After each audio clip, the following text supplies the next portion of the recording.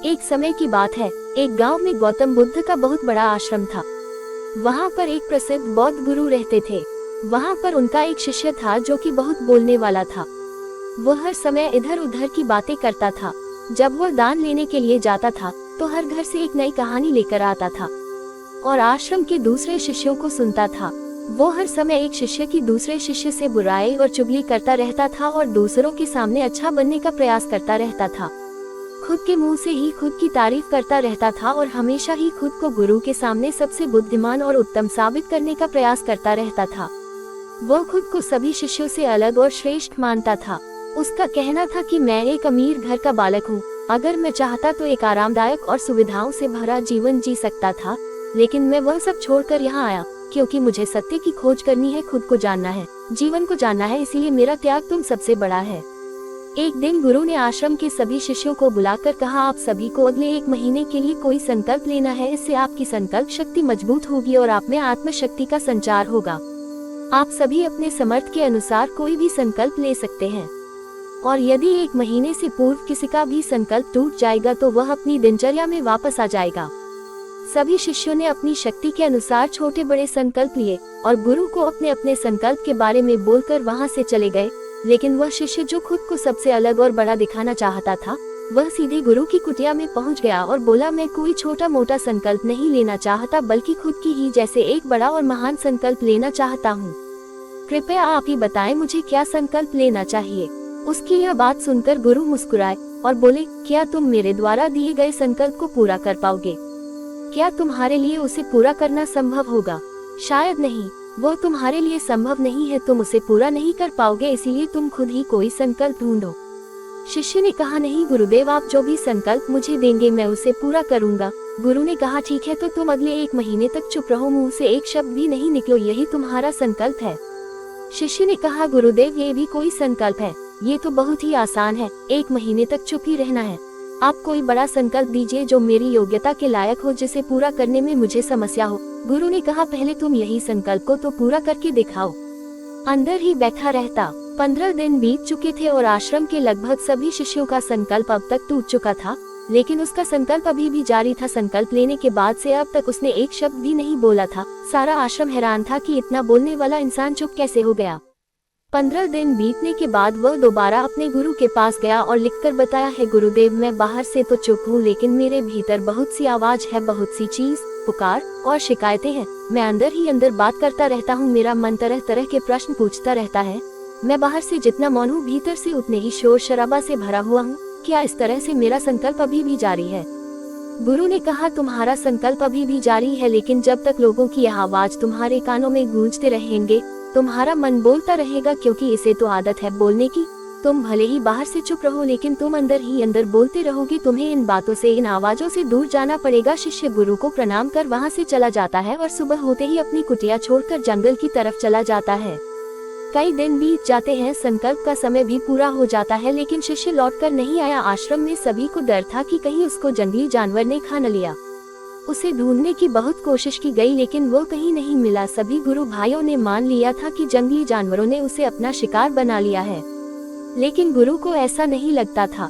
एक दिन आश्रम का एक अन्य शिष्य गुरु के पास आया और बोला, गुरुदेव, हमारे उस अधिक बोलने वाले भाई के साथ क्या हुआ होगा?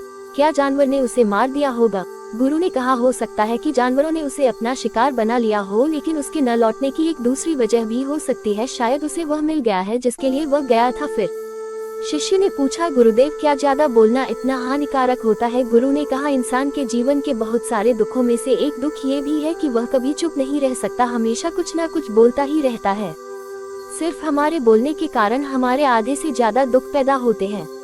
करने वाले सभी ने यह अनुभव किया कि अब वह पहले जैसा उतावला और बातूनी नहीं रह गया था। उसके मुंह से एक एक शब्द बहुत ही सरल और मधुरता के साथ निकल रहे थे।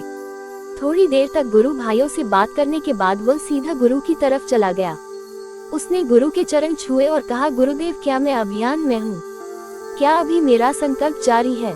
गुरु ने कुछ देर तक शिष्य की आंखों में बड़े ध्यान से देखा और कहा, हाँ, तुम अभी भी अभियान में हो। तुम्हारे मुंह से एक भी शब्द निकल नहीं रहा और तुम्हारा संकल्प अभी भी जारी है। शिष्य ने कहा, गुरुदेव, जब मैं आश्रम से गया तो मैं मुंह से तो चुप था, लेकिन मेरे अंदर बहुत सी आवाज हो रही थी। मन में बहुत से प्रश्न थे और वह बंद नहीं हो रहे थे। तो मैं जंगल में चला गया इस उम्मीद से कि वहाँ मुझे शांति मिलेगी और मेरे मन की बकबक कम हो जाएगी। लेकिन मैं जितना एकांत में जाता गया, मेरे अंदर की आवाज उतनी ही तेज होती गई। मेरे भीतर की पुरानी से पुरानी आवाज मुझे सुनाई देने लगी। तब जाकर मैंने महसूस किया कि मैं कितना गलत कर रहा था। जब मैं अपने परिवार वालों, दोस्तों को और गुरु भाइयों को बुरा भला कहता था तो उस समय मुझे लगता था कि मैं सही कह रहा हूँ। जब मैं गुरु भाइयों की एक दूसरे से चुगली करता था और उनका मजाक बनाता था, तब भी मुझे यही लगता था कि मैं उनसे बेहतर हूँ और मैं सही कर रहा हूँ। लेकिन उस दिन मैंने पहली बार महसूस किया कि मैं कितना गलत बोलता था। काफी दिनों तक ये सारे शोर और शिकायतें मेरे अंदर चलती रही, लेकिन धीरे धीरे करके एक दिन ये सारी आवाज मेरे अंदर से समाप्त हो गई। अब मैं भीतर से भी मौन हो गया। उसी घने जंगल में कोई बोलने वाला था नहीं और भीतर कोई आवाज बची ही नहीं थी। और मैं उसी दिन पहली बार मौन का सही अर्थ समझा। मेरे चारों तरफ बहुत शांति थी। हालांकि अभी भी कुछ आवाज आ रही थी जो पहले भी आती थी, लेकिन मैं उन्हें सुन नहीं पाता था, सीखा ही नहीं, क्योंकि चुप रहना उन्हें छोटा महसूस करवाता है। दुनिया की सभी लड़ाइयों का कारण हमारा बोलना ही है, इसलिए हमें सिर्फ उतना ही बोलना चाहिए जितना जरूरी हो, क्योंकि व्यर्थ का बोलना ऊर्जा को नष्ट करना है और यह बोलना ही हमें कभी अपने भीतर की ओर लौटने नहीं देता है, क्योंकि यह हमें बाहर की ओर खींच कर रखता है और बाहर है ही क्या इस संसार के अलावा। लेकिन अगर अपने भीतर के संसार की ओर मुड़ना है तो इस मुंह को बंद ही रखना चाहिए। इसीलिए जितने भी बुद्ध हुए, आत्मज्ञानी हुए, वह सभी एकांत की ओर भागे ताकि उन्हें ज्यादा ना बोलना पड़े, ज्यादा सुनना ना पड़े। वह एकांत में रहे और शांत रहे, इसीलिए आसानी से भीतर की यात्रा कर पाए। लेकिन अगर कोई चाहे तो इस संसार में रहकर भी एकांत में रह सकता है, शांत रह सकता है, लेकिन इसके लिए उन्हें अपनी ऊर्जा बचाने होगी जिसे वह अब तक अपने व्यर्थ के शब्दों में बर्बाद कर रहे थे।